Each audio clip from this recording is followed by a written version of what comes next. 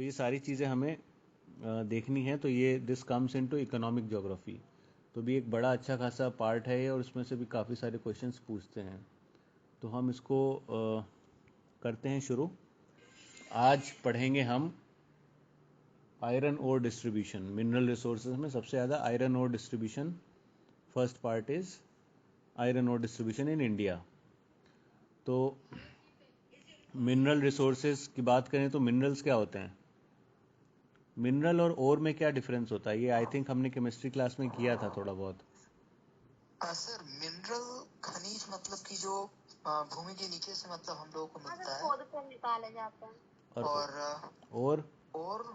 और अगर बात करें सर तो मतलब कि शायद ये जो अयस्क होता है, मतलब जो ये जहाँ तक मुझे लग रहा है कि जो हम लोग खनिज निकाल देते जो जो अयस्क निकालते हैं सर, उसको शायद और बोला जाता है आयरन और जैसे हो। तो दोनों में डिफरेंस क्या होता है, खनिज और अयस्क में? डिफरेंस क्या है सर दोनों में? जैसे कि जितना मैंने 10 में पढ़ा था सर कि जब हम लोग खनिज को निकालते हैं तो खनिज को निकालने के बाद हम लोग प्रोसेस करते हैं, और प्रोसेस करने के बाद उससे मतलब कि अगर वो खनिज से हम लोगों को आयरन निकालना है तो आयरन निकालने के बाद इकोनॉमिकल रूप से कितना खर्च होता है, कितना मतलब कि खर्च वगैरह पड़ता है, और मतलब कि सरलता इस तरह का डिफिनेशन था सर उसका कि सरलता, सुगमता और कम खर्च में मतलब प्राप्त जो मतलब कि बहुत बढ़िया एकदम सही। तो और होता है एक्चुअली, और प्रॉफिटेबली एंड इकोनॉमिकली हमारे लिए कितना कम खर्च में और कितना इजीली हम उसको एक्सेस कर पाए, दैट इज कॉल्ड एज ओर। एक लाइन और ऐड करना चाहूंगा सर, मतलब कहने का मतलब है कि हर खनिज को हम लोग और नहीं बोल सकते। यस बिकॉज ऑल, हाँ बिल्कुल सही जितना निकालने में जितना खर्च हो गया, अगर उससे मतलब हम लोग को उतना बेनिफिट नहीं होगा तो उसको फिर हम लोग और नहीं कह सकते। यस एकदम सही है। All minerals are not, all ores are not mineral, नहीं, all minerals are not ores, क्योंकि और हम उसी को बोलेंगे जो प्रॉफिटेबली एंड कन्वीनियंटली हम ऑब्टेन कर सकें उससे, हमारे जिस भी मेटल को हम ऑब्टेन करना चाह रहे हैं। तो सबसे पहले हम पढ़ रहे हैं। अच्छा, पहले आप समझो, मिनरल को हम क्लासिफाई करते हैं, minerals can be metallic and non metallic. अब मेटेलिक हो तो metallic are further divide, metallic मतलब मेटल्स, मेटल्स को फर्दर हम दो उसमें डिवाइड कर सकते हैं, आयरन और नॉन फेरस, नॉन आयरन वाले।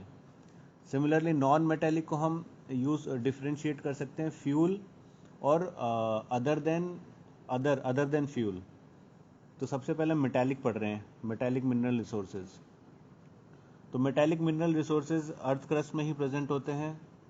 और अब आपको सबसे इम्पॉर्टेंट चीज़ ध्यान रखनी है कि ये बनते कैसे हैं।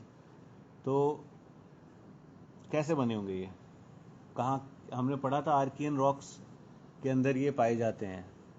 रॉक्स को हमने जब क्लासिफाई किया था तो वहाँ पे बताया था जो आर्कियन रॉक्स होती है, फॉसिल फ्यूल के बाद ये सेकंड मोस्ट इम्पॉर्टेंट हैं, जो चीज़ें हैं जो हमारे ह्यूमन के लिए इम्पॉर्टेंट है। तो इनके बहुत सारे रिजर्व्स आर्कियन रॉक्स में पाए जाते हैं। और मेजर जो मेटालिक रॉक्स, मेटालिक मिनरल्स हमारे लिए इम्पॉर्टेंट हैं, वो है iron, copper, gold, zinc, silver, manganese, chromite. ठीक है। इंडिया जो है टोटल वर्ल्ड का मिनरल में 7% कॉन्स्टिट्यूट करता है, जो कि ज़्यादा नहीं है बट कम भी नहीं है। एंड ये जो मिनरल रिजर्व है, this is very strong base for the creation of metallurgical industry. हमारे कंट्री में जो भी मेटलर्जिकल प्रोसेस होता है, और मेटलर्जिकल प्रोसेस की वजह से ही इंडस्ट्रियलाइजेशन हो सकता है, अर्बनाइजेशन हो सकता है। तो ये एक बहुत बड़ा रोल निभाता है डेवलपमेंट, किसी भी कंट्री के डेवलपमेंट के को करने के लिए। तो अब हमने जैसे आयरन वाले मेटेलिक मिनरल को डिवाइड किया था, फेरस मतलब आयरन वाले and non ferrous metallic minerals. तो फेरस में कौन कौन से आते हैं? फेरस में आते हैं आयरन, क्रोमाइट और manganese. These three ores are considered in ferrous. और जो विदाउट, मतलब इसका क्या मतलब है, हम बोल रहे हैं क्रोमाइट, तो क्रोमाइट में तो क्रोमियम होगा, बट इसका मतलब ये है कि जब आप क्रोमाइट ओर को निकालोगे तो इसके अंदर आयरन मिलेगा, मैंगनीज ओर को निकालोगे तो उसमें भी आयरन मिलेगा, एज अ इम्प्योरिटी या किसी ना किसी तरीके से आयरन होता है उसमें। तो क्रोमाइड, आयरन और मैंगनीज में तीनों में आयरन मिलता है, इसलिए इनको फेरस ओर बोला जाता है। नॉन फेरस ओर मतलब जिसमें आयरन नहीं होता, उसमें होते हैं lead, silver, gold, copper, bauxite. ठीक है। हमारे लिए इसका सिग्निफिकेंस क्या है? सिग्निफिकेंस ये है कि अगर आप किसी भी कंट्री का डेवलपमेंट देखना चाहते हो तो वहाँ के लोगों के स्टैंडर्ड ऑफ लिविंग से देख सकते हो कि मतलब ऐसा माना जाता है कि कौन सी कंट्री कितना आयरन का कंजम्पशन कर रही है, उसके बेसिस पे हम उस कंट्री का डेवलपमेंट बता सकते हैं, उसका सिविलाइजेशन बता सकते हैं।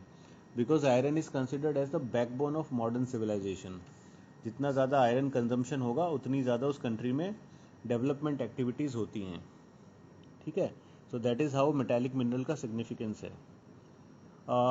रही बात नॉन मेटालिक मिनरल्स की, तो नॉन मेटालिक मिनरल्स में कोई भी मेटल नहीं होते। ठीक है। तो फिर हम वो हमारे लिए इम्पोर्टेंट क्यों है और इसमें होते क्या हैं? तो दीज आर मोस्टली ऑर्गेनिक, जैसे नॉन मेटालिक में हो गए फॉसिल फ्यूल्स, है ना। Fossil fuels are organic, animal और प्लांट की वजह से बने, कोल, पेट्रोल। इसके अलावा कुछ इनऑर्गेनिक मिनरल्स भी होते हैं जैसे लाइमस्टोन, ग्रेफाइट, माइका। अगर हम इन दोनों को कंपेयर करें, मेटालिक और नॉन मेटालिक को, तो मेटालिक मिनरल्स जो होते हैं वो एज अ रॉ फॉर्म में ही मिलते हैं हमें, जबकि जो नॉन मेटालिक मिनरल्स होते हैं वो कैसे मिलते हैं?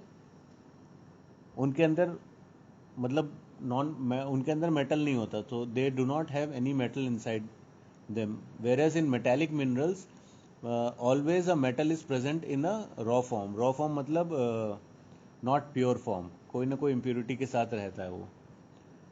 जब मेटालिक मिनरल्स को मेल्ट किया जाता है तो नए प्रोडक्ट्स बना सकते हैं, जबकि नॉन मेटालिक के केस में ऐसा कुछ नहीं होता, वहाँ मेल्टिंग वगैरह नहीं होती। तीसरा, जो मेटालिक मिनरल्स होते हैं वो इग्नियस रॉक्स और मेटामॉर्फिक रॉक्स से बनते हैं, उन्हीं से इनका फॉर्मेशन होता है। जबकि जो नॉन मेटालिक मिनरल्स होते हैं वो कहाँ पे पाए जाते हैं? They are found in deep inside the young fold mountains and sedimentary rocks. Sedimentary rocks में बताया था ना, फॉसिल फ्यूल्स मिलते हैं सेडिमेंट्स में, वो कंप्रेस होके उसी के अंदर रह जाते हैं, उनके ऊपर नई लेयर आ जाती है तो वो उसमें दबते जाते हैं और सेव हो जाते हैं। तो नॉन मेटालिक मिनरल्स एक तो यंग फोल्ड माउंटेन्स में मिलते हैं और सेडिमेंट्री रॉक्स के अंदर मिलते हैं। नेक्स्ट है कि मेटालिक मिनरल्स जो होते हैं वो हीट और इलेक्ट्रिसिटी के बहुत अच्छे कंडक्टर होते हैं, जबकि non metallic are insulators. Next, metallic minerals का मेलिएबिलिटी एंड डक्टिलिटी। मेलिएबिलिटी होता है किसी चीज़ को हम पीट पीट कर बहुत थिन शीट्स बना सकते हैं, दे आर मेलिएबल। और डक्टिलिटी मतलब उसको हम वायर्स के रूप में कन्वर्ट कर सकते हैं। तो ऑफ कोर्स मेटल्स की तो ये प्रॉपर्टी होती है, sonorous, malleability, ductility, these are all properties of metals. तो उनके मिनरल्स की भी यही प्रॉपर्टी होगी, जबकि नॉन मेटालिक में ऐसा कुछ नहीं होता। And then metallic minerals generally have lustre, मतलब शाइनिंग सरफेस होता है, जबकि नॉन मेटालिक मिनरल्स में ऐसा कुछ नहीं होता है। अब बात करते हैं कि ये जो मिनरल रिसोर्सेज हैं इंडिया में कहाँ कहाँ पाए जाते हैं। तो हमारे 5 मेन बेल्ट्स हैं जहाँ पर ये मिनरल्स मिलते हैं। Northern belt, central belt, south eastern reason, south western region and north western region. तो अभी हम इन सारे बेल्ट्स को एक एक करके डिस्कस करते हैं। नॉर्दर्न बेल्ट में कौन कौन सी चीज़ें आती हैं? नॉर्दर्न बेल्ट में आता है हमारा छोटा नागपुर प्लेटू और असम। तो छोटा नागपुर प्लेटू में काफ़ी सारे रिजर्व्स मिनरल्स पाए जाते हैं, मैंगनीज, कॉपर, लाइमस्टोन। और फिर Assam is very famous for petroleum reserves. तो असम के अंदर पेट्रोलियम रिजर्व है, वहाँ पेट्रोलियम है, लिग्नाइट कोल है, टर्शरी कोल है, ये कोल की एक वैरायटी होती है। तो नॉर्दर्न बेल्ट में छोटा नागपुर प्लेटू और असम पेट्रोलियम रिजर्व आता है। फिर सेंट्रल बेल्ट की बात करें तो सेंट्रल बेल्ट सेंटर में हमारा आता है छत्तीसगढ़ और महाराष्ट्र वाला रीजन, जो कि एक्चुअली छोटा नागपुर प्लेटू का एक्सटेंशन ही है। तो यहाँ पर बहुत बड़ा रिजर्व होता है आयरन और लाइमस्टोन का, खासकर छत्तीसगढ़ के अंदर। फिर जब गोदावरी और वर्धा वैली की तरफ आते हैं तो यहाँ पे कोल रिजर्व बहुत ज़्यादा होता है, कोयला। तो सेंट्रल बेल्ट में छत्तीसगढ़ महाराष्ट्र रीजन है और नॉर्दर्न बेल्ट में छोटा नागपुर एंड असम। फिर सदर्न साउथ ईस्ट में आते हैं। साउथ ईस्ट में हमारा आ जाता है कर्नाटका, ईस्टर्न कर्नाटका, आंध्र प्रदेश, तेलंगाना एंड तमिलनाडु। ये साउथ ईस्ट रीजन में आते हैं। तो कर्नाटका इज़ वेरी फेमस, अगर आपने सुना हो तो बेलारी एंड होसपेट, वहाँ पे जगह है जहाँ पे आयरन के रिजर्व पाए जाते हैं। आंध्र प्रदेश में कडप्पा रीजन है, कडप्पा एंड कुरनूल है ना, these are mining centres. Nellore भी है, नेल्लोर आंध्र प्रदेश में है, ये माइका का रिजर्व यहाँ पे बहुत ज़्यादा है। फिर तेलंगाना में बॉक्साइट मिलता है। बॉक्साइट किसका और था, मैंने बताया था, aluminium sir. Yes, bauxite is the ore of aluminium, तो यहाँ पे तेलंगाना में इसका ह्यूज रिजर्व है। Tamil Nadu is famous for lignite coal reserves. तो साउथ ईस्टर्न रीजन में आ गया हमारा ईस्टर्न कर्नाटका, आंध्र प्रदेश, तेलंगाना एंड तमिलनाडु। फिर साउथ वेस्टर्न रीजन में आ जाते हैं, यहाँ पे कर्नाटका का धारवाड़ रीजन आता है। तो धारवाड़ रीजन इस यहाँ भी बहुत ज़्यादा मिनरल्स पाए जाते हैं। चिकमंगलूर बहुत फेमस है ना, चिकमंगलूर में बहुत ज़्यादा मिनरल रिजर्व्स मिलते हैं। फिर साउथ वेस्ट में गोवा आ जाता है, गोवा में भी आयरन रिजर्व हैं। फिर यहाँ पे एक रत्नागिरी डिस्ट्रिक्ट आता है, रत्नागिरी शायद आम के लिए भी फेमस है, तो रत्नागिरी महाराष्ट्र में है, यहाँ पे भी आयरन रिजर्व है। तो साउथ ईस्ट हो गया, साउथ वेस्ट हो गया। अब नॉर्थ वेस्ट की बात करते हैं। नॉर्थ वेस्ट में हमारा जाता है राजस्थान, गुजरात। तो राजस्थान एंड गुजरात अरावली वाली रेंज में आ जाते हैं। तो गुजरात में क्या होगा, पेट्रोलियम रिजर्व पाए जाते हैं। एंड राजस्थान के अंदर हमारा सॉल्ट पाया जाता है, सोर्स ऑफ सॉल्ट। तो राजस्थान में जो सॉल्ट है वो एक तो कच्छ रीजन में, कच्छ गुजरात वाला रीजन आता है, रन ऑफ कच्छ, और राजस्थान के अंदर एक पलाया लेक है, पलाया लेक, तो यहाँ पे सॉल्ट पाए जाते हैं।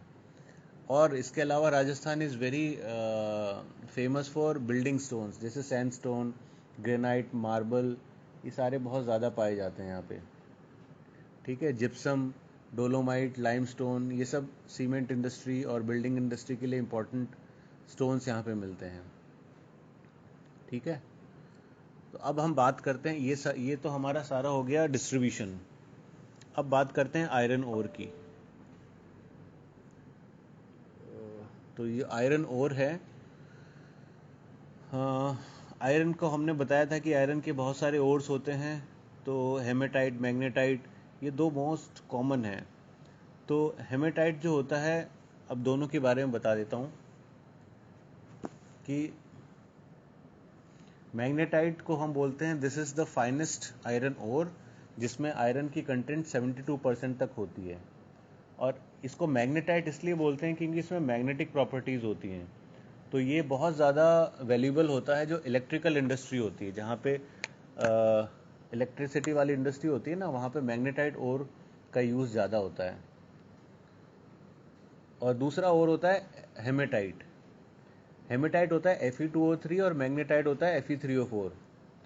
तो हेमेटाइट ओर जो होता है ये क्वांटिटी के हिसाब से ज़्यादा यूज़ किया जाता है। एक्चुअली इसमें आयरन की कंसंट्रेशन कम होती है मैग्नेटाइट से, बट क्वांटिटी वाइज अगर ज़्यादा चाहिए होता है, वो quality wise magnetite is good and quantity wise haematite is good. तो आपसे पूछा जाता है इसका हाईएस्ट प्रोड्यूसर कौन है। तो अगर हम बात करें तो उड़ीसा झारखंड बेल्ट हो गए ये एक, फिर हमारा दुर्ग और बस्तर हो गया, फिर एक बिलारी जो हमने कर्नाटका में पढ़ा था, बिलारी, चिकमंगलूर, और महाराष्ट्र गोवा बेल्ट, यहाँ पे आयरन का बहुत ज़्यादा यूज़ होता है। अब टाइप्स ऑफ आयरन और जो हमारे इंडिया में पाए जाते हैं, तो जैसे मैंने बताया मैग्नेटाइट है, बेस्ट होता है ये, इसमें 72% होता है। ये कहाँ कहाँ मिलता है, ये हमने जहाँ जहाँ पढ़ा अभी, कर्नाटका, आंध्र प्रदेश, राजस्थान, तमिलनाडु, गोवा, केरला, हर जगह पाया जाता है। फिर दूसरा जो हमारा हेमेटाइट है, उसमें भी 60% तक आयरन होता है। और ये भी मिलता है, ये मिलता है हमारा उड़ीसा, झारखंड, छत्तीसगढ़ और आंध्र प्रदेश, इन रीजन में। एक तीसरा और होता है लिमोनाइट, इसमें 30 से 40% आयरन मिलता है, और इसका कलर जो होता है वो येलो होता है, जबकि जो हेमेटाइट का कलर होता है वो रेड एंड ब्राउन कलर का होता है। तो लिमोनाइट 30 to 40% आयरन मिलता है इसमें, ये लो ग्रेड आयरन बोलते हैं इसको। चौथा है साइडराइट, SIDERITE, ये सबसे इम्प्योर फॉर्म होता है। इसमें भी आपको 40% तक आयरन मिल जाता है और ये ब्राउन कलर का होता है। इसमें आयरन और कार्बन का मिक्स होता है, तो ये भी बहुत लो ग्रेड का आयरन होता है। देन अब बात करते हैं distribution, reserves and distribution of iron ore. तो जो 95% ऑफ आयरन ओर होता है वो हमारे उड़ीसा, झारखंड, छत्तीसगढ़, कर्नाटका, गोवा, तेलंगाना, आंध्र प्रदेश और तमिलनाडु वाले रीजन में है। ठीक है।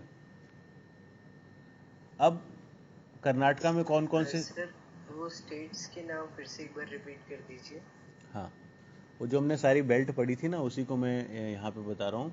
उड़ीसा, झारखंड, छत्तीसगढ़, कर्नाटका, गोवा, तेलंगाना, आंध्र प्रदेश और तमिलनाडु, ये यहाँ पे 95% आयरन ओर मिलती है। मतलब इंडिया का टोटल जो होता है उसका 95% यहीं से मिलता है। अब कर्नाटका में कौन कौन सा रीजन है, तो आपको जब मैच द कॉलम आता है तो पूछते हैं, मतलब मैच आयरन के साथ उधर वहाँ पे जहाँ पे फेमस पाया जाता है ना, उसको मैच, उसके सामने मैच होता है। तो हमें अगर पता होगा, थोड़ा बहुत पढ़ा होगा तो ईजिली मैच कर सकते हैं। तो चिकमगलूर हो गया, चिकमगलूर डिस्ट्रिक्ट जो कि कर्नाटका में था। यहाँ पे बहुत ज़्यादा हाई ग्रेड आयरन के डिपॉजिट्स हैं, है ना। और उस पहाड़ी का नाम है बाबा बुदान हिल्स। जो यहाँ चिकमगलूर में एक जगह है बाबा बुदान हिल्स। ठीक है। तो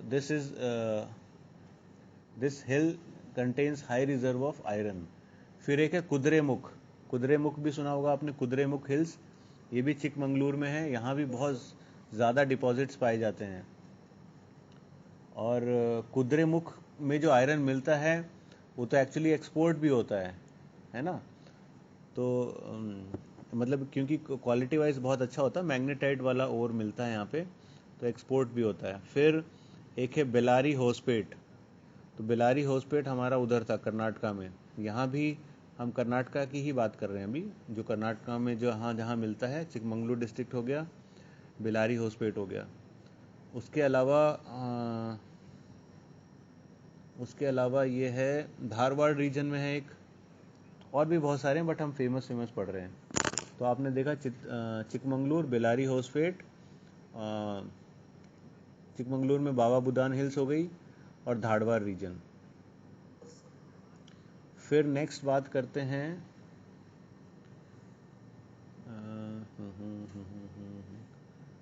एक सेकेंड, पोर्ट एक्सपोर्ट की बात जरूरत नहीं। हाँ, आयरन ओर इन उड़ीसा। तो उड़ीसा में देखो, कर्नाटका में मिला था अच्छी क्वालिटी का मैग्नेटाइट, उड़ीसा में मिलता है हेमेटाइट का। तो अगर पूछें इंडिया का रिचेस्ट हेमेटाइट डिपॉजिट कहाँ पाया जाता है, तो वो उड़ीसा में है। और अगर वैली का नाम पूछ लें तो बाराबिल कोयरा वैली है, तो ये उड़ीसा के अंदर ही है। तो Orissa is having the highest या richest source of hematite ore. ठीक है। इसके अलावा और भी जगह हैं इसमें, Koraput, Cuttack, Sambalpur, but mostly it is मतलब उड़ीसा में ही आप ध्यान रखोगे और इसमें हो जाएगा हेमेटाइट ओर। फिर नेक्स्ट आता है छत्तीसगढ़। छत्तीसगढ़ में टोटल रिजर्व का 18% पाया जाता है, और इसमें है बस्तर और दुर्ग डिस्ट्रिक्ट। यहाँ पे बहुत ज़्यादा मिलता है। और बहुत कॉमनली आपको माइन का नाम आता है बैलाडीला माइन। बैलाडीला माइन जो है वो लार्जेस्ट मैकेनाइज्ड माइन है। मैकेनाइज्ड मतलब सब कुछ ऑटोमेटिक होता है इधर। तो Bailadila mine is famous for iron ore. ठीक है, बस्तर जिले में है ये बैलाडीला। देन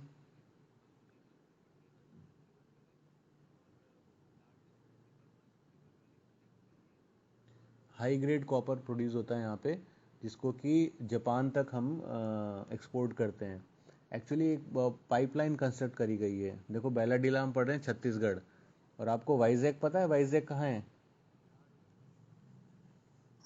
विशाखापट्टनम। सर आंध्र प्रदेश। हाँ, तो वो यहाँ से लेकर के, छत्तीसगढ़ से लेकर के विशाखापट्टनम तक पाइपलाइन क्रिएट करी गई है, जिसके थ्रू इस ओर को वहाँ तक पहुँचाते हैं, और वहाँ पे जो पोर्ट होता है उसके थ्रू जापान तक इसको एक्सपोर्ट किया जाता है, क्योंकि यहाँ पे बहुत हाई ग्रेड ओर मिलती है। सर तो ये और को लिखो, पहुंचाया जाता है वहां हाँ तक। हाँ हाँ, लिक्विड फॉर्म में पहुंचा है, सेमी लिक्विड मिक्सचर की फॉर्म फॉर्म में जाता है ये। ठीक है। और क्योंकि जापान आपको पता है वो पानी वाला कंट्री है, वहाँ पे जापान में कोई भी आयरन ओर नहीं है, तो जापान में बहुत ज़्यादा इसका डिमांड है, क्योंकि ऑटोमोबाइल इंडस्ट्री वहाँ पे बहुत ज़्यादा है, तो दैट इज़ वाई इसको जापान तक में तो that is why Bailadila mines is very important. Yes. Next आ जाओ आयरन ओर इन गोवा। तो गोवा गोवा के अंदर भी अब आजकल 18% के अराउंड यहाँ भी प्रोडक्शन होने लगा हुआ है। यहाँ पे जो रिचेस्ट और डिपॉजिट है, अब ये गोवा को इन्होंने नॉर्थ गोवा, सेंट्रल गोवा और साउथ गोवा में डिवाइड कर रखा है। तो नॉर्थ गोवा में इसके बहुत ज़्यादा डिपॉजिट्स हैं, और यहाँ जहाँ से इसका ट्रांसपोर्ट होता है वो आपको पोर्ट का नाम तो पता ही है, मरमगांव पोर्ट, जो कि एक्सपोर्ट करता है, और गोवा से भी जापान को ही एक्सपोर्ट होता है। ठीक है। जितना भी मैक्सिमम गोवा का आयरन है वो एक्सपोर्ट किया जाता है जापान को। तो गोवा में ऐसा कोई ज़्यादा इम्पोर्टेंट नाम नहीं है, बस नॉर्थ गोवा में होता है। नॉर्थ, साउथ और सेंट्रल में नॉर्थ में सबसे ज़्यादा पाया जाता है। फिर आ जाओ झारखंड में। झारखंड अकाउंट्स 25% रिजर्व्स, है ना। सबसे पहले जो आयरन ओर की माइनिंग की गई थी वो यहीं से स्टार्ट हुई थी। किसी को पता है कौन सा डिस्ट्रिक्ट था बिहार का? उस टाइम तो बिहार में था ये, तो बिहार का कौन सा डिस्ट्रिक्ट हुआ करता था? सर ये हो सकता है सर टाटा। नहीं, डिस्ट्रिक्ट की बात कर रहा हूँ मैं, डिस्ट्रिक्ट। अच्छा डिस्ट्रिक्ट। हम्म। आयरन के लिए सर। हाँ, आयरन के लिए। जमशेदपुर। नहीं, वो तो वही टाटा भी। सिंहभूम। सर। सिंहभूम। कोई। सिंहभूम अच्छा डिस्ट्रिक्ट। सिंहभूम। सिंहभूम उस टाइम पे बिहार में आता था, अभी झारखंड में आने लग गया। यहाँ भी highest quality of iron ore पाया जाता है, और अभी इतनी ज़्यादा क्वालिटी, इतना ज़्यादा अमाउंट है कि अभी भी ये 100 सालों तक यहाँ से हम एक्सट्रैक्ट कर सकते हैं ओर को। ये सर टाटा स्टील के द्वारा किया जाता है शायद, टाटा स्टील के द्वारा। हाँ, हो सकता है टाटा स्टील के द्वारा ही किया गया हो। हाँ क्योंकि माइनिंग एरिया उसका। हाँ। सर जगह का नाम फिर से एक बार रिपीट करें। सिंहभूम। सिंहभूम। सिंहभूम। इसके अलावा भी आयरन ओर के कुछ मतलब थोड़े थोड़े पार्ट्स, कम कम परसेंटेज में 1%, लेस देन 1% भी पाए जाते हैं। आंध्र प्रदेश में मिलता है, जैसे हमने बताया था कुरनूल, कुड़प्पा रीजन। महाराष्ट्र में हमने बताया था रत्नागिरी। मध्य प्रदेश में थोड़ा बहुत मिलता, बहुत कम मिलता है, 0.66%। उत्तर प्रदेश में कहाँ मिलता है? एक ही डिस्ट्रिक्ट है उत्तर प्रदेश में, मिर्ज़ापुर में। इवन हिमाचल प्रदेश में भी पाया जाता है, कांगड़ा और मंडी रीजन में। हरियाणा में भी एक ही जगह पर है, महेंद्रगढ़। केरला में है कोझिकोड। तो बस बहुत कम कम क्वांटिटीज़ में मिलता है ना। तो मेजर हमने पढ़ ही लिया कहाँ कहाँ मिलता है। इसके अलावा 2019 और 20 की रिपोर्ट के हिसाब से जो इंडिया है वो बॉक्साइट, आयरन और में सेल्फ सफिशिएंट है। मतलब इसको ये बाहर से नहीं लेना पड़ता, बल्कि ये खुद ही एक्सपोर्ट करते हैं हम लोग। एंड देन अभी जो पहले क्या था कि उड़ीसा में कुछ माइंस जो है वो फंक्शनल नहीं थी, बट अभी वो फंक्शनल हो गई हैं। तो इस कारण से इंडिया का, मैंने बताया ना, वो बाहर एक्सपोर्ट भी करता है आयरन ओर को। पहले क्या करता था, हम खुद ही कंज्यूम कर लेते थे, but because of the development of ports and the waterways हम मोस्टली इसको अब एक्सपोर्ट भी करने लग गए हैं। अगर बात करें कि इंडिया का लीडिंग स्टेट कौन है आयरन ओर प्रोडक्शन में, तो कौन होगा वो? उड़ीसा सर। हाँ, उड़ीसा होगा। उड़ीसा 55% बना टोटल प्रोडक्शन का यहाँ से, यहीं से होता है। उसके बाद छत्तीसगढ़, उसके बाद कर्नाटका एंड झारखंड। तो 55% उड़ीसा हो गया, 17% छत्तीसगढ़, कर्नाटका 14%, झारखंड 11%। देन अगर बात करें export of iron ore from India, तो इंडिया जो है 5th largest exporter of iron ore है वर्ल्ड के अंदर। हमारा 50 से 60% आयरन का जो प्रोडक्शन होता है वो जाता है जापान, कोरिया, यूरोपियन कंट्रीज़, और अभी कुछ सालों से गल्फ़ कंट्रीज़ में भी जाने लगा है। जापान जो है वो बिगेस्ट बायर है इंडियन आयरन ओर का, है ना। 3/4 हिस्सा हम इसी को एक्सपोर्ट कर देते हैं जापान को। और जो मेजर पोर्ट्स हैं जो कि आयरन ओर को हैंडल करते हैं, वो एक हो गया विशाखापट्टनम पोर्ट, पैराडीप पोर्ट, मर्गमगांव जो गोवा में है, पैराडीप उड़ीसा में है, और एक मैंगलोर पोर्ट। ठीक है, तो ये स्टोरी हो गई हमारी आयरन ओर की। ठीक है, तो आप ध्यान रखो, ये इकोनॉमिक वाले से बहुत ज़्यादा क्वेश्चन पूछे जाते हैं। तो हम क्या करेंगे कि आज तो इतना ही पढ़ेंगे, नेक्स्ट क्लास में कोशिश करेंगे 2-3 एक साथ लेकर के कर लें, क्योंकि बहुत ज़्यादा हैं। तो आयरन इम्पॉर्टेंट था, इसलिए हम खाली